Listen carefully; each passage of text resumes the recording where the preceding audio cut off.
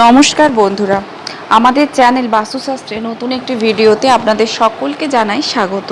তো বন্ধুরা, আজকের ভিডিওতে আমরা আপনাদের জানাতে চলেছি, রাতে যদি আপনার বাড়ির ছাদে ধূপধাপ শব্দ হয় অথবা রাতে আপনার বাড়ির প্রধান প্রবেশদ্বারের গেট বাজানোর শব্দ শুনতে পান, অথবা রাতে যদি কেউ আপনাকে ডাকে বা তার কণ্ঠটা পরিচিত মনে করেন, তাহলে রাতে যদি এমন কোনো পরিস্থিতি আপনার সঙ্গে ঘটে, তাহলে এর পেছনে একটা বড় কারণ আছে।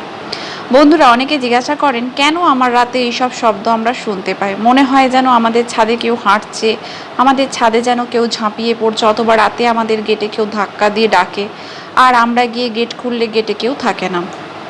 আর গেটে ধাক্কা দেওয়ার পদ্ধতিও ঠিক একই রকম, যেভাবে মানুষ রাতে গেটে নক করে। আমরা শুধুমাত্র আমাদের প্রধান দরজায় এই ধাক্কার শব্দ শুনতে পাই। আমাদের বাড়িতে অনেকগুলো দরজা আছে, তবে এই শব্দ আসে শুধু প্রধান দরজায়। বন্ধুরা, এর অনেক কারণ রয়েছে। প্রথমেই প্রধান দরজার ধাক্কা মারার কথা বলা যাক।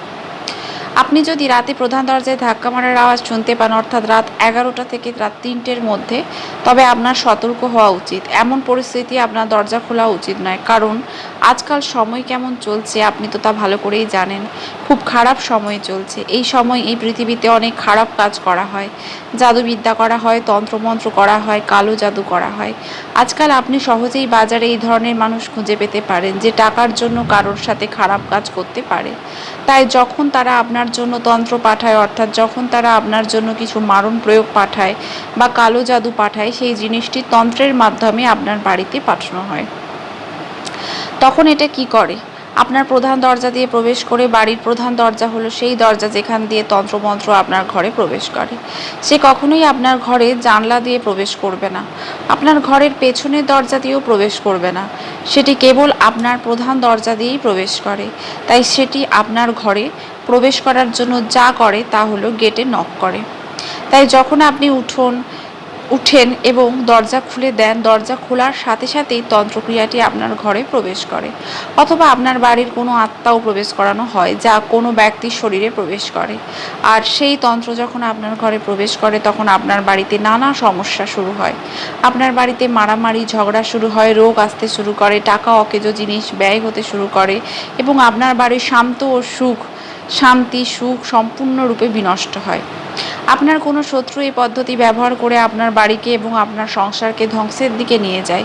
এমন পরিস্থিতি থেকে বাঁচার জন্য কি করা উচিত, একটু পরেই আপনাদের জানাবো। তো বন্ধুরা, এটি ছিল প্রথম কারণ। দ্বিতীয় কারণটি আমাদের নিজস্ব অভিজ্ঞতা। রাতে যদি আপনার বাড়ির প্রধান দরজায় ধাক্কা মারা বা নখ মারার আওয়াজ হয়, সেই সময় আপনাকে একটি বিশেষ মনোযোগ দিতে হবে। আপনার বাড়ির কোথাও অবস্থিত, অর্থাৎ আপনি কোথায় থাকেন।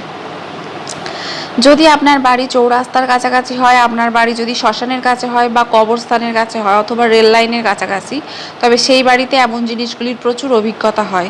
এর কারণ হলো অতৃপ্ত আত্মা বেশি সেখানেই ঘুরে বেড়ায়। তারা যা করে তা হলো অন্য মানুষ ঘরে ঢুকতে চায়। তাই রাতে তারা আপনার প্রধান দরজায় নক করে আপনার ঘরে ঢোকার জন্য। এই ব্যাপারটি আমরা কোনো শাস্ত্রের ভিত্তিতে বলছি না, কিন্তু আমরা এটা আমাদের অভিজ্ঞতার ভিত্তিতে বলছি। আমাদের সামনে এমন অনেক ঘটনা ঘটেছে।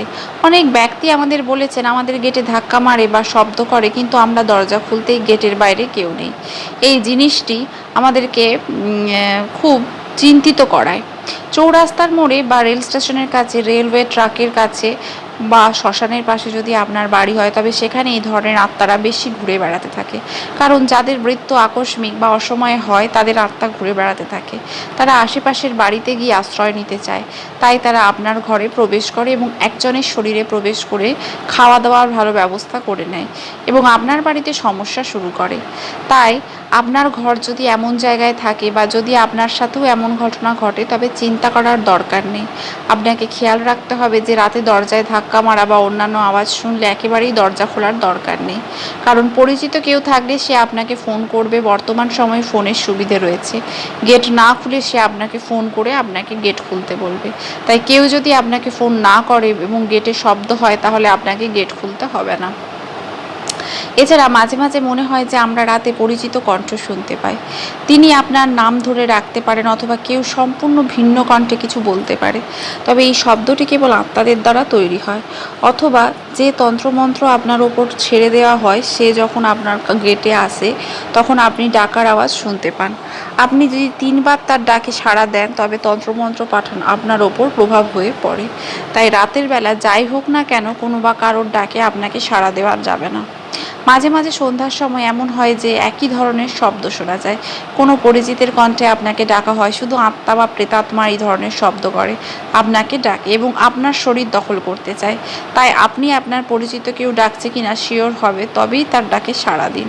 এছাড়াও অনেক সময় লক্ষ্য করেন যে আপনি রাতে ছাদে আওয়াজ শুনতে পান, যেন ধূপ ধাপ করে কেউ হাঁটছে, আবার নুপুর পড়েও কারোর হাঁটার আওয়াজ শোনা যায়।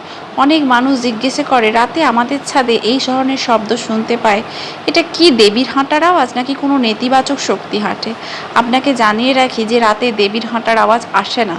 দেবীর আওয়াজ এলে আপনি ভয় পাবেন না, এবং এই ধরনের শব্দ ছাদে আসে না, আপনার চারপাশে আসে। কারণ যে কোনো ইতিবাচক শক্তি আমাদের আশেপাশে অনুভব করা যায়। মাঝরাতে ধূপ ধাপ বা পায়েলের আওয়াজ শুনলে এই আওয়াজ করে পৈশাচিক শক্তি, যা আপনাকে কষ্ট দেয় এবং ভয় দেখায়। আপনি যদি আপনার ছাদে ধূপধাপ বা নুপুরের আওয়াজ শুনতে পান তাহলে আপনার বাড়ির পাশে শ্মশান, কবরস্থান বা হাসপাতালের মতো কিছু জায়গা আছে। কিছু হাসপাতাল আছে যেগুলো অনেক পুরনো এবং সরকারি হাসপাতাল।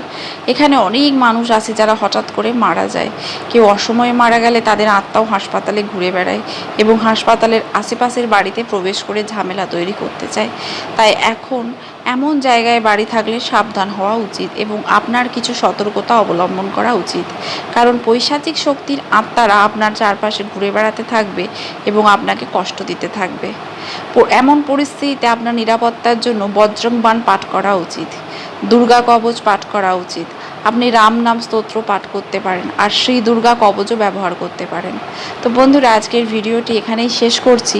আশা করি ভিডিওটি আপনাদের ভালো লাগবে।